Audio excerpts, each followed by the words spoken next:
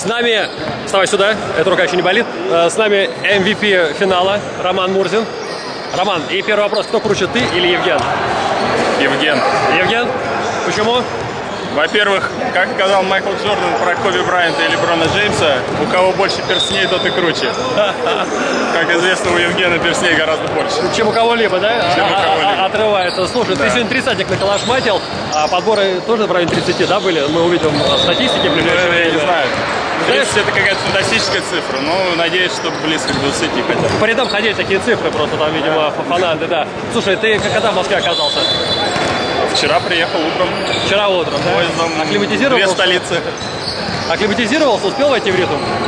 Ну, в общем, да, в субботу было довольно тяжело, но сегодня поспал дома, в родительской квартире, в своей родной кровати, и все отлично было. Понятно. Слушай, ты тридцатники не так часто набирал. Что сегодня случилось с тобой?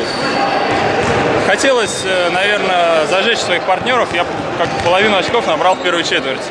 Это, наверное, был единственный наш шанс сегодня выиграть. Это очень хорошо начать и сделать солидный задел. Как, в общем-то, и Получилось. Слушай, ну «Газпром» вышел вперед даже ближе там, за пару минут до конца. Что случилось? Чего вы так поплыли-то, двадцатник растеряли? Ну, я думаю, что каждый, кто сидел на трибунах, они понимали, что двадцатника сегодня не будет. Не будет. И такая команда, как «Газпром», она рано или поздно должна была начать попадать.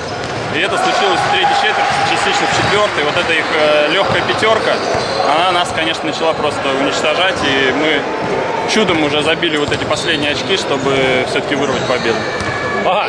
Так, ну что, спасибо, поздравляю. Давай. Спасибо большое. Спасибо.